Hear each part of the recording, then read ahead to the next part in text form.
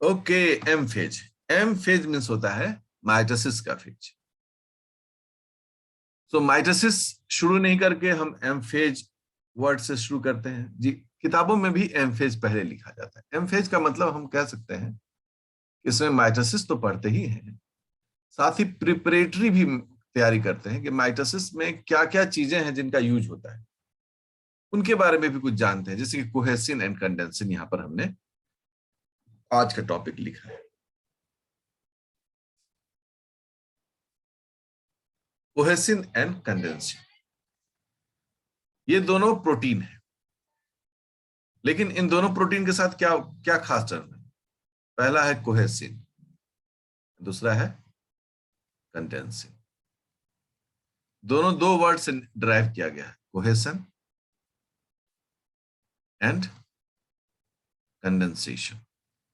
Condensation, cohesion का मतलब होता है attraction between among similar molecules। Similar molecules के बीच में जो फोर्स, अट्रैक्शन फोर्स काम करता है, उसे हम लोग कोहेसन कहते हैं। और कंडेंसेशन मतलब ही जानते हैं हम लोग कि लार्ज जो फ्रैगमेंट है, बूंदिया है, उस बूंदिया को हम कंडेंस करके लड्डू बना दें। An interesting example, that is called condensation. देखो ये ब्लैक लड्डू है, तैयार हो गया। So we condense. या कोई चीज बहुत जो फैला हुआ है, ऐसे लंबा है, उसको हम सिकोड़ दें इतने में, दैट इज कॉल्ड कंडेंस करना। जैसे वाटर का कंडेंसेशन होता है तो ये बन जाता है, आइस बन जाता है, ठीक है ना। तो यही कंडेंसेशन और कोहेसन टर्म का यूज जो है वह इसके प्रोटीन्स में किया गया है। आज का जो टॉपिक हमारा वही इसी में। एम फेज, एम फेज का जो रोल होता है, उसका सबसे पहला रोल होता है कि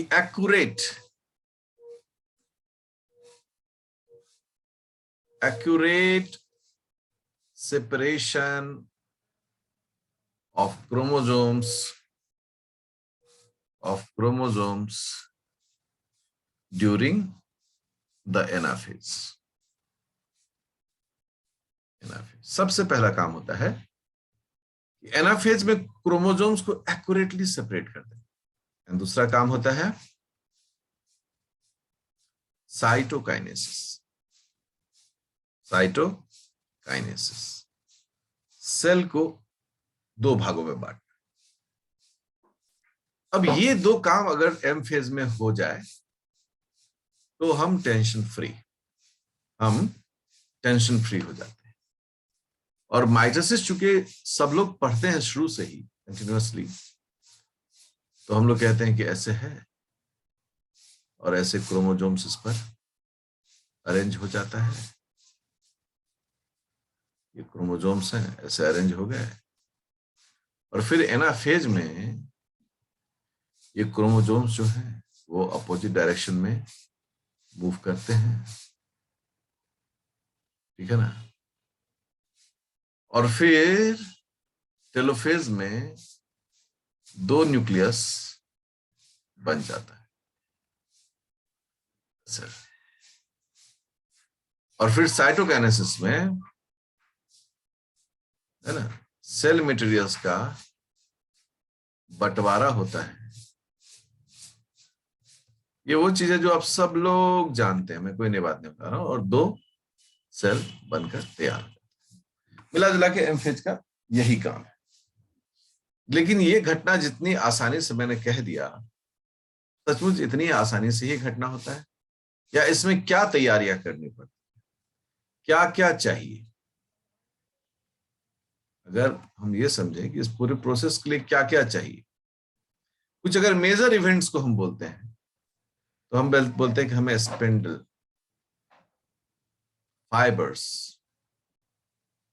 फाइबर्स एंड सेंट्रियोल चाहिए, अगर एनिमल सेल की बात करें, ठीक है। सेकंड, हमें हमें मतलब डिसइंटीग्रेशन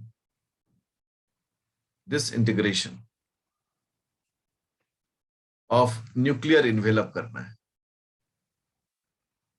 इन्वेलप करना, ठीक है। तीसरा, हमें एमसीडी के एक्टिविटी को प्रमोट करना है, एक्टिविटी। चौथा, एपीसी सीडीसी 20 सेपरेज सिक्योरिंग। ये इस तरह की चीजों को हम लोग कहते हैं कि ये सब हमें चाहिए। अगर ये सब चीजें ना हो तो फिर हमारे लिए एम फेज को करना मुश्किल काम होगा।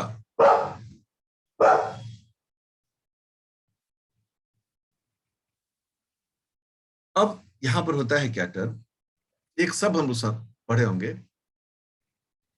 कि सेल नॉर्मल फेज में, मतलब इंटरफेज में, सेल में जो क्रोमोजोम्स है न्यूक्लियस के अंदर में, वो एक्सपैंडेड होते हैं, एक्सपैंडेड फॉर्म, एक्सपैंडेड डीएनए। और जब वो प्रोफेज में इंटर करता है, ठीक है ना, वो कंडेंस करना, तो वो कंडेंस करना शुरू करता है। हम थोड़ा सा ऐसे कंडेंस ऐसे करते हैं, ठीक है ना, ये कंडेंस करना शुरू करता है क्रोमोजोम। और जब वो मेटाफेज में पहुंच जाता है, मेटाफेज में, वो सबसे ज्यादा कंडेंस्ड होता है, हाईली कंडेंस्ड। इसको ओपन कर दोगे तो इतना बड़ा हो जाएगा। तो यहां पर हम लोग क्या कह रहे हैं इसको, कंडेंस्ड डीएनए। आप में से किसी ने पहले सवाल पूछा था, मुझे याद है, और मैंने कहा था कि आने दीजिए एम फेज में, आपको बताएंगे कि ये कंडेंस कैसे होता है। सवाल आया कि कंडेंस कैसे हो गया सर, और ये रिवर्सिबल प्रोसेस है। एक समय तक कंडेंस रहेगा और फिर जब काम खत्म हो जाएगा तो फिर से वो एक्सपैंडेड फॉर्म में, मतलब अपने नॉर्मल फॉर्म जो है उसमें वो आ जाता है। कैसे कंडेंस हो जाएगा, पहला सवाल ये हुआ।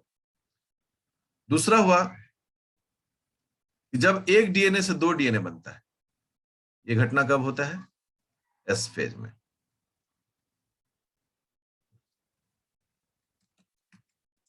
ठीक है, ये एस फेज में घटना हो रही है, एस फेज में। इससे दो डीएनए बना। अब मैं दिगर थोड़ा लंबा लंबा ऐसे करता हूं, ठीक है ना। ये दो डीएनए बना। ये दोनों डीएनए किस तरह के डीएनए, ये दोनों डीएनए होमोलोगस डीएनए है या डुप्लीकेट डीएनए, क्या कहते हैं आप लोग? Duplicate DNA. ये दोनों duplicate DNA, duplicate duplicate DNA है। डुप्लीकेट का मतलब हो गया एग्जैक्ट कॉपी। अब इन दोनों क्रोमोसोम्स को हमको आपस में चिपका कर रखना है। तो आपस में चिपकाने के लिए हमको यहां पर एक खास तरह का प्रोटीन का यूज करना पड़ता है, और उस प्रोटीन का नाम क्या होता है, कोहेसिन। सिमिलर टाइप ऑफ मॉलिक्यूल्स, ये भी डीएनए मॉलिक्यूल है, ये भी डीएनए मॉलिक्यूल है, दोनों को कौन जोड़ रहा है, कोहेसिन। ठीक है, कोहेसिन का जो डायग्राम है वो हमने डीएनए की तरह बना दिया है, जिससे भ्रम की स्थिति पैदा हो सकती है। हम इसको ऐसे ऐसे कर देते हैं, ठीक है। ये हो गया कोहेसिन। तो कोहेसिन इस काम को करता है कि डीएनए के जो डुप्लीकेट डीएनए है, मान लो कि 21वां नंबर का क्रोमोसोम है, ये दोनों 21वां नंबर का क्रोमोसोम है, और रेप्लिकेटेड क्रोमोसोम, डुप्लीकेट क्रोमोसोम, दोनों को चिपका कर रखे। अगर इस काम में थोड़ी भी हो गई गड़बड़ी तो क्या होगा, एनाफेज में हो जाएगा भारी मिस्टेक, बहुत बड़ा मिस्टेक। और बंटवारा जब होने लगेगा तो अलाय बलाय बंटवारा हो जाएगा, ठीक है ना। पता चला कि 2 21 एक सेल में चला गया, 2 22 दूसरे सेल में चला गया, वाई क्रोमोसोम किसी तीसरे सेल में चला गया। इस प्रकार से एक ब्लंडर मिस्टेक जिसको हम लोग कह सकते हैं वो हो जाएगा। तो फिर एम फेज की में हमें इस कोहेसिन और कंडेंसेशन का काम को देखना पड़ेगा, कैसे ये डीएनए को बाइंड करते हैं, कैसे ये डीएनए को ठीक है। सबसे पहले हम लोग देख रहे हैं कंडेंसिंग का काम। हम तो सब जानते हैं कि डीएनए या क्रोमोसोम जो होता है तो ऐसे दिखता है, ठीक है। लॉजिक विकसित होना जरूरी है। ये इसका हो गया माइनर ग्रुप, माइनर ग्रुप छोटा सा ही है, ग्रुप धसा हुआ हिस्सा, ओके। और ये हो गया इसका मेजर ग्रुप, मेजर ग्रुप, क्योंकि यहां पर देखिए इतना बड़ा हिस्सा जो है ये यहाँ अंदर दिख रहा है, तो मेजर ग्रुप। और इस माइनर मेजर ग्रुप पर जो लैंग्वेज है, जो अल्फाबेट्स हैं, वो अल्फाबेट्स किस तरह के अल्फाबेट्स हैं? वो अल्फाबेट्स है न्यूक्लियोटाइड के फॉर्म में। जैसे कि मान लो कि यहाँ पर ए है, यहाँ पर टी है, यहाँ पर जी है, यहाँ पर सी है, यहाँ पर जी है, यहाँ पर सी है, यहाँ ए है, यहाँ टी है और ए है, अगर ऐसे करके, ठीक है। अगर ये जो है ये लैंग्वेज है, मान लो हम यहाँ 3 ही दे रहे हैं, तो माइनर ग्रुप पर जो नीचे वाला स्ट्रैंड में है वो है एजीजी लैंग्वेज। अगर पूरा को हम लेंगे, मान लो ये हम इसको ऐसे स्टडी कर रहे हैं, यहाँ पर भी कुछ कुछ होगा, है ना, यहाँ पर भी ए है, टी है, टी ऐसे करके है, तो पूरा लैंग्वेज में क्या लिखेंगे? A T T A G G, A T T A G G, ऐसे। और ये रीडिंग जो होता है वो 5' to 3' की ओर। जब हम इस तरह से स्टडी करते हैं तो ये पता चलता है कि अच्छा ये जो है वो डीएनए का हिस्सा है। अब इस डीएनए के हिस्से को अगर हम थोड़ा सा और इलैबोरेट करें, ठीक है ना, ऐसे ए टी टी ए जी जी, यहाँ ए, यहाँ ए, यहाँ टी, यहाँ टी, यहाँ जी, यहाँ ए, यहाँ जी, आई जी। ये हमने अपना एक हाइपोथेटिकल सीक्वेंस बनाया। जब इस हाइपोथेटिकल सीक्वेंस को हम लोग देखते हैं तो हर एक जो न्यूक्लियोटाइड है उसके कुछ जो हिस्से होते हैं वो बाहर की तरफ होते हैं, जो रिएक्टिव मोड में होता है। जैसे कि मान लो एडेनिन है, तो इसका एक फेस जो है वो अंदर की ओर है और एक फेस जो है बाहर की है। बाबू देखो उसको,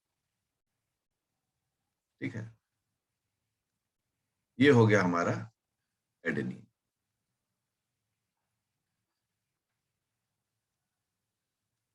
ओके ओके, ये हमारा एडेनिन है। इसको अगर आप गौर से देखें, ये जो फेस होता है ये फेस उसका अंदर की होता है और इस 2 हाइड्रोजन बॉन्ड से ये थायमिन के साथ जुड़ता है, टी के साथ, ठीक है ना, मतलब वो उस साइड जो है टी इसके साथ। ये जो हिस्सा हो गया ये अंदर की हो गया, इनवर्ड हिस्सा। और ये जो हिस्सा है इसका ये बाहर की ओर होता है, ये जो है वो बाहर की ओर होता है। ये बाकी सब जो है सब अंदर की ओर हिस्सा है, इवन ये भी हिस्सा जो है वो। अब ये जो हिस्सा है यहाँ देखिए, ये नाइट्रोजन है, इस पर लोन पेयर इलेक्ट्रॉन है। साथ ही साथ ये नाइट्रोजन जो है ये हाइड्रोजन ले सकता है, ये हाइड्रोजन एक्सेप्टर है, ये हाइड्रोजन एक्सेप्टर है। तो हम लोग क्या बोलेंगे कि यहाँ पर एक नाइट्रोजन जो है वो हाइड्रोजन एक्सेप्टर है जो इस डायरेक्शन में। यहाँ पर भी हम लोग कुछ ऐसे ही बोलेंगे। यहाँ पर हम लोग यहाँ पर जो हेवी मिथाइल ग्रुप है वो बाहर की ओर है। यहाँ पर इस तरह का एक नाइट्रोजन है, N7 कहते हैं इसको, लोग 7वां पोजीशन होता है, ये 7 पोजीशन है, N7 बाहर की ओर। ये जो ग्वानिसिन है, इस ग्वानोसिन में भी N7 है। इस तरह से हम कह रहे हैं कि ये जितने भी डीएनए में हिस्से हैं इन सभी के पास कुछ न कुछ बाहर की ओर ऐसे ग्रुप्स हैं, जो ग्रुप्स आगे कुछ न कुछ रिएक्शन, कुछ न कुछ इंटरेक्शन, कुछ न कुछ वो केमिकली एनर्जी पर बेसिस पर कुछ न कुछ करेगा वो।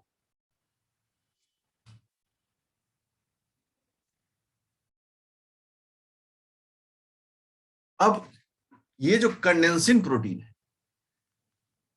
कंडेंसिन प्रोटीन,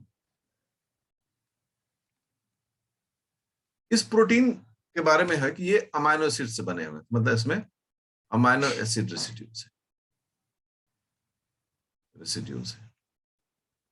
और हर एक अमाइनो एसिड का जो साइड चेन होता है, साइड चेन, वही रिएक्टिव होता है, वही कोई काम करेगा। जैसे कि अगर ये अमाइनो एसिड है तो देखो ये अल्फा कार्बन है, ये सपोज करो कि सेरीन है, ये इसका एन इंटू हो गया,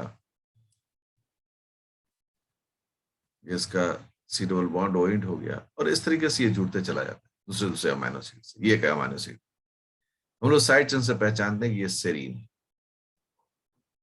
अब ये सेरीन रिएक्टिव है, यह रिएक्शन करेगा, कैसे होगा देखो, ठीक है। तो हम लोग अब एक वापस जो पहला डायग्राम बनाए थे उस डायग्राम में हम लोग वापस हो गया। अब कोहेसिन प्रोटीन के बारे में देखते हैं। हम मानते हैं कि कोहेसिन प्रोटीन जो है उसका डायग्राम कुछ ऐसे अपने सुविधा अनुसार बना रहे, समझने के लिए आपको किया जा रहा है। और इस कोहेसिन प्रोटीन में दो आर्म है, दो आर्म है, एक खास सीक्वेंस में जाके एक आर्म से इसको ये पकड़ लेगा और एक खास सीक्वेंस से दूसरे साइड के भी चीजों को एक दूसरे आर्म से पकड़ लेगा, हुक की तरह ये आर्म, ठीक है। ये दोनों पकड़ लिया। अब पकड़ने के बाद क्या होगा, जैसे ही पकड़ेगा वैसे ही ये दोनों अपोजिट डायरेक्शन की ओर मूव करेगा। एकदम अच्छे से देखो सब, जैसे ही अपोजिट डायरेक्शन की ओर मूव करेगा, ये जो स्ट्रैंड है डीएनए का वो क्या होगा, सिकुड़ना शुरू हो जाएगा, like this, just see it. देखिए अब क्या हो रहा है, यहां है, पहले डिस्टेंस कितना था, पहले इस स्टैंड के बीच में डिस्टेंस कितना था, इतना था। और अब दोनों के स्टैंड के बीच में क्या लगता है आपको, डिस्टेंस घटा कि बढ़ा, बताइए।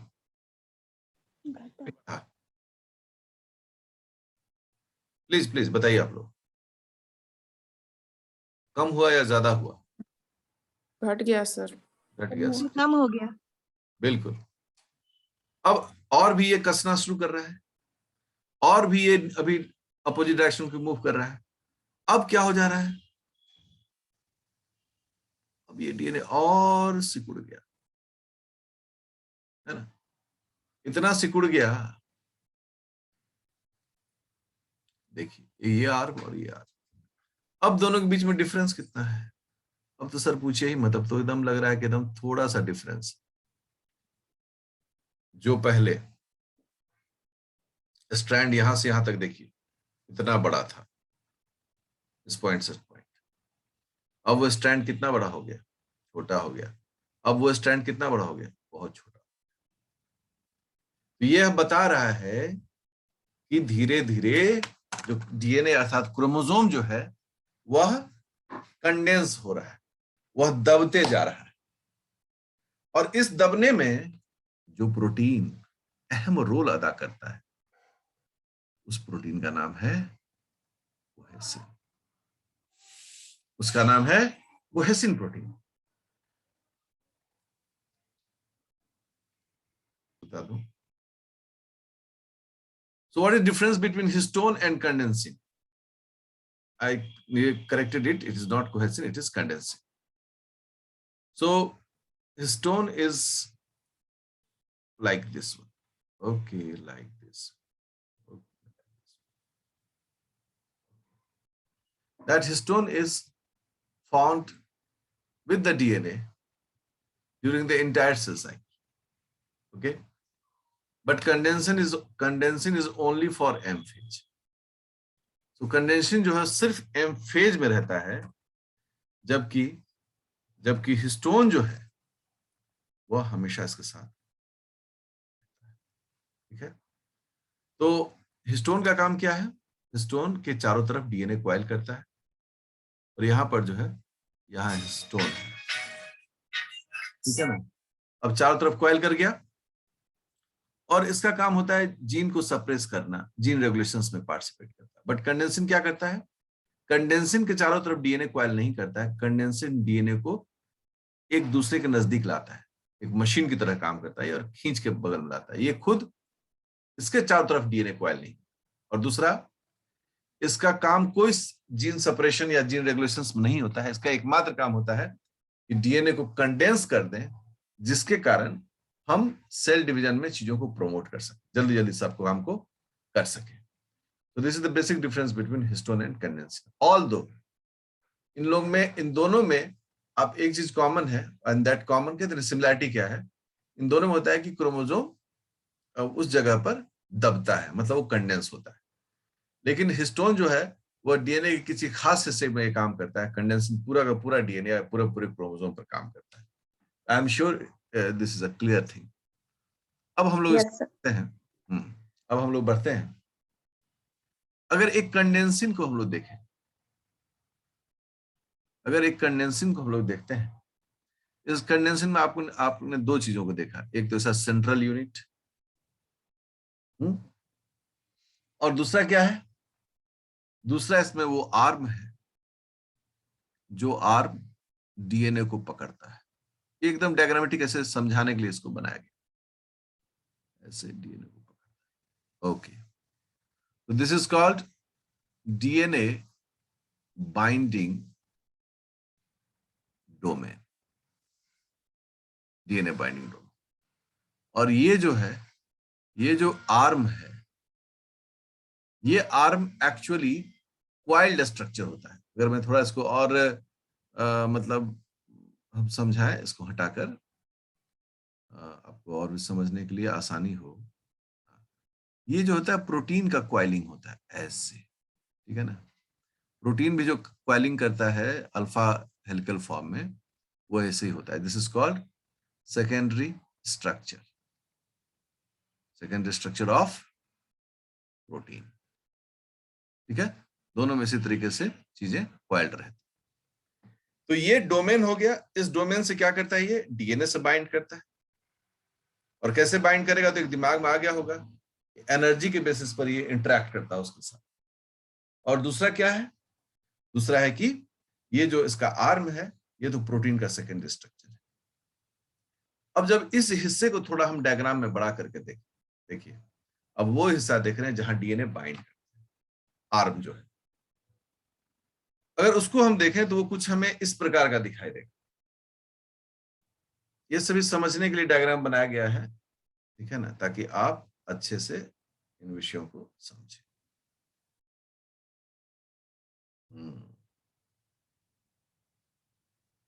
ओके, ये हो गया हिंज, इसे हम लोग बोलते हैं हिंज रीजन, हिंज रीजन। और इस हिंज रीजन में क्या होता है, डीएनए बाइंडिंग साइट, यही वहां हिस्सा है जिससे वो डीएनए को आर्म को पकड़ता है, बाइंडिंग साइट। और ये हो गया एटीपी, ये हो गया ATP binding domain, binding domain. देखिए, क्या आपको नहीं लगता है कि ये काम बहुत एनर्जी वाला काम है, दो ठो स्ट्रैंड को, डीएनए के क्वाइल को, क्रोमोसोम के क्वाइल को खींचकर नजदीक लाना, तो क्या हमें नहीं लगता है कि इसमें काफी एनर्जी खर्च होगा? जी हाँ, बिल्कुल खर्च होगा। तो जब जब एनर्जी खर्च होगा तो एनर्जी सप्लाई करने की व्यवस्था तो करनी पड़ेगी ना। कैसे नहीं करेंगे सर, अगर एनर्जी सप्लाई नहीं मिलेगा तो काम कैसे करेगा। इसीलिए यहाँ पर इसके साथ एक एटीपी बाइंडिंग डोमेन होता है, और दूसरा ये जो हिस्सा देख रहे हैं, this is called domain binding, sorry, DNA binding domain. अब एटीपी इज न्यूक्लियोटाइड, कई बार उसको लोग न्यूक्लियोटाइड बाइंडिंग डोमेन भी लिखते हैं। अब एक विद्यार्थी जिसने अचानक से दिमाग से निकल गया एटीपी एक न्यूक्लियोटाइड है, उसको सामने जैसे ही अगर न्यूक्लियोटाइड बाइंडिंग डोमेन लिखा तो घबरा जाता है, सर तो बोले थे कि एटीपी बाइंडिंग डोमेन है, यहाँ न्यूक्लियोटाइड कहता है। और कॉमन विद्यार्थी न्यूक्लियोटाइड मतलब डीएनए एंड आरएनए को ही रिप्रेजेंट करता है, कॉमन चीज है ये। और जैसे ही ऐसा सोचेगा उससे गलती हो जाएगी। ATP is also nucleotide and DNA is polydeoxyribonucleotide. ATP is ribonucleotide. It is mononucleotide, it is polynucleotide. तो इस तरीके से चीजें लिखी जाती हैं और इस तरीके से चीजें समझी जाती हैं, और जब यह दोनों मिलकर काम करेगा, what will happen? Chromosome will condense. अब जो अगला क्लास होगा, उस अगले क्लास में हम लोग देखेंगे स्पिंडल फाइबर के बारे में। बहुत महत्वपूर्ण जानकारी, कितने तरह का स्पिंडल फाइबर होता है, सेंट्रियोल क्या होता है, कैसे काम करते हैं। एक क्लास और लगेगा, एमफेज खत्म, उस बेसिक्स, और उसके बाद फिर हम लोग माइटोसिस में एंटर करेंगे, ठीक है ना। बट माइटोसिस से पहले हम ब्रेक लेंगे। बायोकेमिस्ट्री में हम लोग रेगुलेटरी एंजाइम्स को पढ़ेंगे, ठीक है। 1 मार्च से जो है ऑन ग्राउंड एक्टिविटी हम शुरू करेंगे, रूटीन बना देते हैं, तो ऑनलाइन ऑफलाइन दोनों मिलाकर क्लासेस करेंगे। किसी को कुछ पूछना है? सर ऑनलाइन क्लास जैसे चल रहा है वैसे ही चलेगा ना? हाँ, ऑनलाइन क्लासेस भी चलेगा। सुबह में जैसे चलता है ये 8:30 बजे से 9। 8 बजे, ठीक है। चलो जी, ठीक है सर। जाइए सब लोग।